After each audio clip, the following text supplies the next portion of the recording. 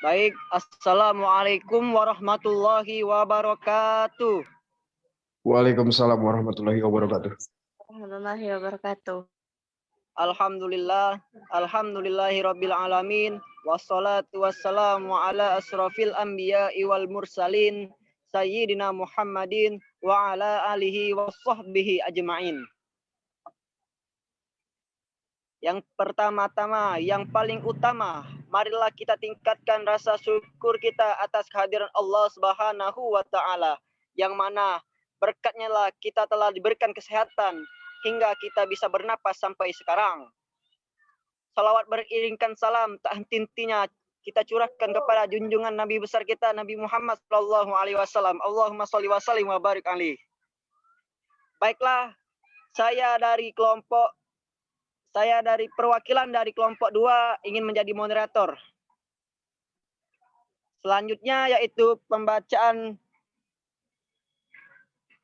materi yang akan disampaikan oleh pertama Rizky Abdillah. Kepadanya dipersilakan. Kausalitas dalam hukum pidana. 1. Pengertian kausalitas. Secara umum, setiap peristiwa menimbulkan satu atau beberapa peristiwa sosial yang demikian. Seterusnya, yang satu mempengaruhi lain sehingga merupakan satu lingkaran sebab akibat. Hal ini disebut dengan hubungan kasual yang artinya adalah hubungan sebab akibat atau kausalitas. Sisi lain yang tak kalah penting dalam mempelajari ajaran kausalitas di samping melihat hubungan logis antara sebab dan akibat untuk menentukan pertanggungjawaban pidana, maka ajaran kesalahan menjadi salah satu hal perlu dikaitkan sehubung dengan hal-hal tersebut di atas. Ajaran kausalitas sering dikaitkan dengan unsur perbuatan yang menjadi dasar penentuan apakah seorang sudah melakukan suatu tindak pidana atau apa ada unsur kesalahan di dalamnya. Dalam menentukan dasar pertanggungjawaban pidana, seseorang di mana adanya kontrol pelaku sebagai kehendak bebas keadaan lainnya di luar kehendak pelaku. Sebagai penyebab, maka unsur kesalahan yang menjadi penting adalah unsur kesalahan menjadi unsur yang menentukan dapat tidaknya seseorang dipidana sebagai pelaku tindak pidana dalam hubungan dengan ajaran kausalitas. Baiklah, selanjutnya dilanjutkan oleh moderator. Baiklah, penyampaian materi kedua yang akan dibacakan oleh saudari kita Caroline. Kepadanya dipersilakan. 2. Delik yang memerlukan ajaran kausalitas. Ajaran kausalitas menjadi penting dalam delik material, karena jenis delik ini justru dalam rumusan deliknya mengandung unsur akibat tertentu yang dilarang terjadi. Misalnya, salah satu contoh delik material, pasal 338 KUHP yang mengatur tentang delik pembunuhan, di mana dalam pasal tersebut dalam rumusnya mensyaratkan akibat berupa ada nyawa yang hilang. Maka dalam hal ini sangat penting, artinya untuk menemukan fakta bahwa dari rangkaian beberapa perbuatan manakah yang menimbulkan akibat yang dilarang, yakni berupa matinya seseorang. Demikian pula bahwa penentuan hubungan kausal antara perbuatan dengan akibat hilangnya nyawa sangat penting dikaji dalam hubungannya dengan pertanggungjawaban pidana terhadap siapa yang harus dihukum atas hilangnya nyawa seseorang. Seterusnya saya kembalikan kepada moderator.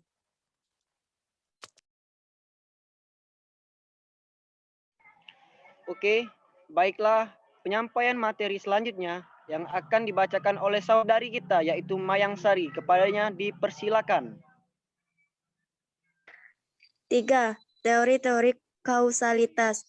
Hubungan sebab akibat atau kausalitas kadangkala menimbulkan berbagai permasalahan yang tidak pasti oleh karena tidaklah mudah untuk menentukan mana yang menjadi sebab dari akibat yang terjadi, terutama apabila yang ditemukan faktor berangkai yang menimbulkan akibat. 1. Teori syarat mutlak. Teori ini dikemukakan oleh Van Bury yang berpendapat bahwa tiap-tiap perbuatan adalah sebab dari akibat yang timbul. 2. Teori mengindividualisir atau teori khusus. Teori ini mengadakan pembatasan antara syarat dan sebab secara pandangan khusus, yaitu secara konkret mengenai perkara tertentu saja. kelompok teori yang termasuk dalam golongan ini. 1. Teori pengaruh terbesar atau der meest beding dari Ben Mircher. Teori yang paling menentukan. Banding merupakan ahli yang mengusung teori ini dengan asumsi bahwa sebab dari suatu perubahan adalah identik dengan perubahan dalam keseimbangan antara faktor yang menahan atau negatif dan faktor positif. 3. Teori kepastian. Menurut teori ini bahwa sebab adalah syarat yang menurut sifat menimbulkan akibat. Ajaran Kohler ini merupakan variasi dari ajaran Birkemeijer yang bukanlah mana yang kuantitatif paling berpengaruh, melainkan mana yang kualitatif menurut sifat penting untuk timbulnya akibat.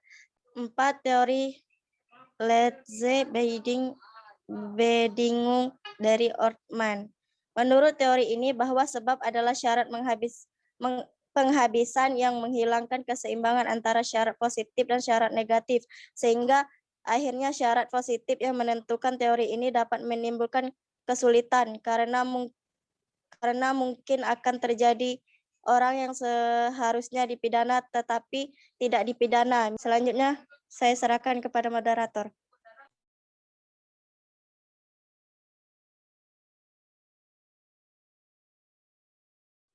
Baiklah, selanjutnya penyampaian materi yang akan disampaikan oleh saudari kita, Sela. Kepadanya dipersilakan. 3. Teori mengeneralisis atau teori umum. 1. Teori keseimbangan atau teori adequate dari von Christ. Menurut teori ini bahwa yang harus dianggap sebagai sebab yang menimbulkan akibat adalah syarat yang menurut perhitungan yang normal, seimbang dengan akibat itu. Von Christ memberikan ukuran yang subjektif bahwa yang dimaksud dengan perhitungan yang normal adalah keadaan yang diketahui atau harus diketahui oleh pembuat atau yang disebut dengan adequate subject atau keseimbangan subjektif. 2. Teori keseimbangan objektif dari Rumelin.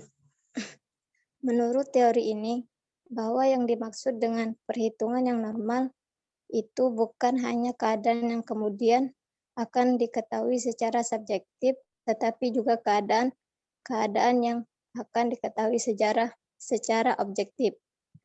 3. Teori keseimbangan gabungan atau subjektif dan objektif dari Simons.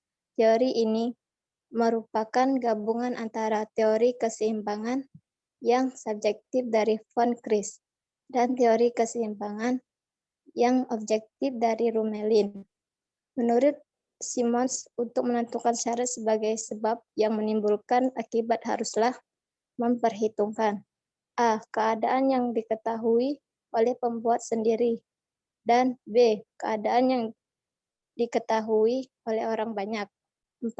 Teori relevansi dari Metzger. Menurut teori ini bahwa dalam menentukan hubungan sebab akibat tidak mengadakan perbedaan antara syarat dengan sebab seperti teori yang mengeneralisis dan teori yang mengindividualisir, melainkan dimulai dengan menafsirkan rumusan tindak pidana yang memuat akibat yang dilarang itu, dicoba menemukan perbuatan manakah kiranya yang dimaksud pada waktu undang-undang itu dibuat. Baiklah, saya kembalikan kepada moderator. Baiklah, selanjutnya saya akan membuka sesi tanya jawab yang akan dimulai dari kelompok 1. Ada yang ingin bertanya? Baiklah, saya ingin bertanya. Perkenalkan, nama saya Inaya Wulandari, NIM 2020 103032, perwakilan kelompok 1. Pertanyaan saya, teori kausalitas dikembangkan oleh siapa? Untuk kelompok 3 ada yang ingin bertanya? Izin bertanya, moderator. Ya, Perkenalkan, saya Harasta Kintara, perwakilan dari kelompok 3, ingin bertanya kepada kelompok 2. Iya, silakan. Jelaskan teori von Bury sehubungan dengan ajaran kausalitas. Terima kasih. Kelompok selanjutnya ada yang ingin bertanya? Izin bertanya moderator. Perkenalkan, nama saya Muhammad Rapli. Tidak usah disebut. Saya berasal dari kelompok 4. Ingin bertanya kepada kelompok 2. Jelaskan dalam hal apa ajaran kausalitas diperlukan. Terima kasih. Terima kasih kepada Rapli yang sudah bertanya. Sama-sama moderator. Untuk kelompok selanjutnya, dipersilakan untuk bertanya. Assalamualaikum warahmatullahi wabarakatuh. Saya Elpa Sonia, NIM 2020103038 dari kelompok 6, ingin mengajukan pertanyaan kepada kelompok 2. Apakah hubungan antara sebab dan akibat hukum? Terima kasih, Saudari Elpa. Izin moderator bertanya. Silakan. Saya Renalia Ilanda dari perwakilan kelompok 5 ingin bertanya. Mengapa ajaran kausalitas penting dalam hukum pidana? Baiklah, untuk pemateri, adakah yang ingin menjawab pertanyaan dari masing-masing kelompok? Mohon izin moderator. Iya, silakan. Assalamualaikum warahmatullahi wabarakatuh. Waalaikumsalam warahmatullahi wabarakatuh. Baiklah, saya akan menjawab pertanyaan dari saudara Rafli. Yang pertanyaannya, jelaskan dalam hal apa ajaran kausalitas diperlukan. Ajaran kausalitas adalah ajaran tentang sebab akibat. Nah, untuk delik material, permasalahan sebab akibat menjadi sangat penting. Jadi, ajaran kausalitas itu digunakan untuk menentukan pertanggungjawaban untuk delik yang dirumuskan secara material. Mengingat akibat yang ditimbulkan merupakan unsur dari delik itu sendiri. Jadi, tujuan mempelajari teori-teori kausalitas ini yaitu untuk mencari atau mempermudah menyelesaikan permasalahan yang terjadi dalam delik material ataupun delik formil. Kepada saudari Rafli, bisa dimengerti? Alhamdulillah sudah dimengerti. Terima kasih, moderator. Dari kelompok lain, adakah yang ingin menyanggah dari jawaban saudara Rizky? Adakah yang ingin menyanggah? Kalau tidak ada, kita lanjutkan. Izin moderator. Iya, silakan. Saya akan menjawab pertanyaan dari perwakilan kelompok 5 yaitu Renalia. Mengapa ajaran kausalitas penting dalam hukum pidana? Hubungan sebab akibat dalam suatu tindak pidana atau lazim disebut ajaran kausalitas. Sangat penting dipahami seluruh aparat penegak hukum. Sebab aparat yang memproses suatu tindak pidana perlu mengetahui penyebab terjadinya suatu akibat tindak pidana. Akibat itu adalah suatu unsur delik material. Terima kasih. Bagaimana kepada saudari Rena? Iya, baik. Terima kasih pada saudara Caroline atas jawabannya. Baiklah.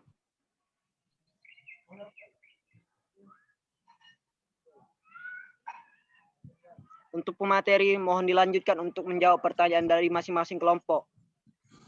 Izin moderator, saya akan menjawab pertanyaan dari saudari Harasta Kintara. Yes. Pertanyaannya, apa teori Van Bury sehubungan dengan ajaran kausalitas? Jawabannya, menurut teori ini bahwa dari rangkaian faktor-faktor yang oleh Van Bury diterima sebagai sebab, maka dicari faktor yang dipandang paling berpengaruh atas terjadinya akibat yang bersangkutan. Menurut teori ini, bahwa sebab adalah syarat yang menurut sifat menimbulkan akibat. Sekian jawaban dari saya. Baik, terima kasih sudah jelas. Terima kasih. Selanjutnya, mohon dilanjutkan.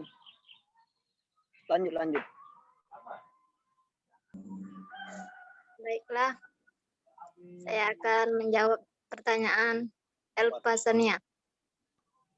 Apakah hubungan antara sebab dan akibat hukum?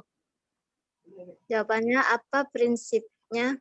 Pada prinsipnya, hubungan sebab akibat bersifat dalam hukum dan kesalahan yang mengakibatkan timbulnya suatu tindak pidana, dan pertanggungjawaban pidana sering dirumuskan sebagai bagian dari norma dalam suatu pasal tindak pidana. Mohon izin moderator. Ya. Baiklah, saya akan menjawab pertanyaan dari saudari Inayah Luandari yang pertanyaannya, teori kausalitas itu dikembangkan oleh siapa? Jawabannya, teori ini pertama kali dicetuskan pada tahun 1873 oleh von Bury, ahli hukum dari Jerman. Beliau mengatakan bahwa tiap-tiap syarat yang menjadi penyebab suatu akibat yang tidak dapat dihilangkan Wegedatz dari rangkaian faktor-faktor yang menimbulkan akibat harus dianggap, yaitu kausa, akibat. Jadi teori kausalitas ini pertama kali dikembangkan oleh von Bury dari Jerman. Terima kasih. Mohon izin moderator. Ya. Sudah selesai. Selesai. Baiklah, berakhirnya sesi tanya jawab kita, maka berakhir pula materi kita pada sore hari ini. Sekian, terima kasih. Mohon maaf jika ada kata-kata yang salah. Kepada Allah saya mohon maaf, ampun. Kami dari kelompok 2, kami akhiri. Wassalamualaikum warahmatullahi wabarakatuh. Waalaikumsalam warahmatullahi wabarakatuh.